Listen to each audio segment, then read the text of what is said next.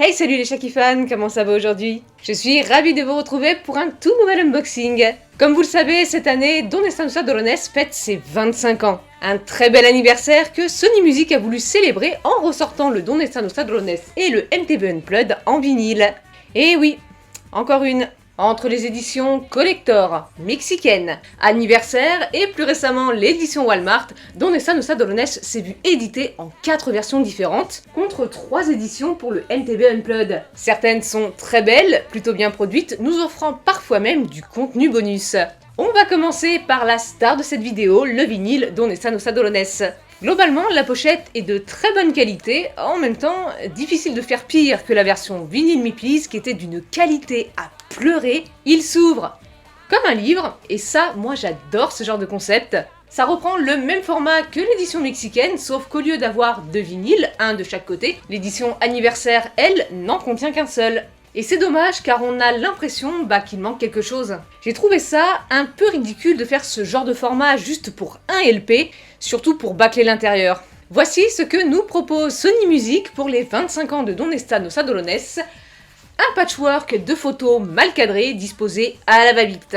Quand je vois ça, ça m'énerve. Je ne comprends pas qu'avec toutes les versions qu'ils ont sorties, qu'ils n'aient pas pris une meilleure idée que celle-là ou en profiter pour innover. Fort heureusement, il a des points positifs, la sous-pochette rattrape un peu, quasi identique à l'édition mexicaine. Ce sont les plus belles pochettes, toutes éditions confondues d'ailleurs. Le vinyle est de couleur noire, classique, mais c'est ce qui fait son charme, ce qui lui donne cet aspect ancien des premiers vinyles. Passons maintenant au second vinyle, le MTV Unplugged. Pour moi, il est indissociable du DEL, comme une sorte d'extension indispensable à votre collection.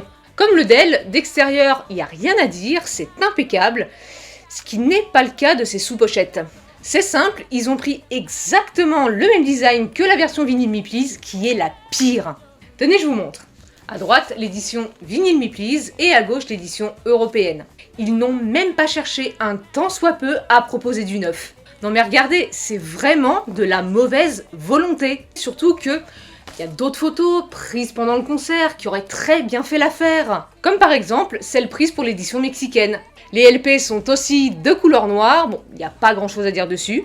Pour le coup, là qu'il y a 2 LP, là j'aurais plutôt mis le mode ouverture de livre pour le MTV que pour le DEL. Ça aurait été plus logique, mais enfin bon.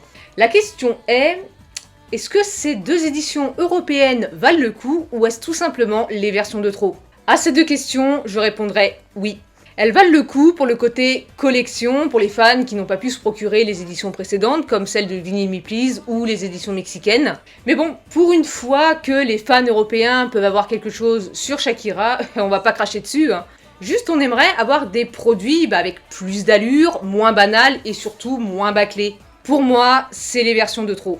Quand je les compare à ce qu'on a eu avant, il y a de quoi être dégoûté. C'est quand même les 25 ans d'un album mythique et tout ce que Sony a à nous proposer, ces 2 éditions basiques, fait à l'arrache et sans aucun bonus.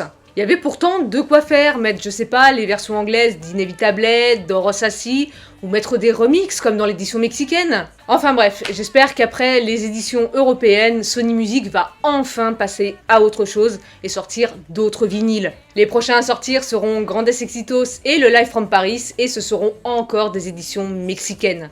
Mais il faut avouer que ce sont ces versions-là qui sont les plus intéressantes.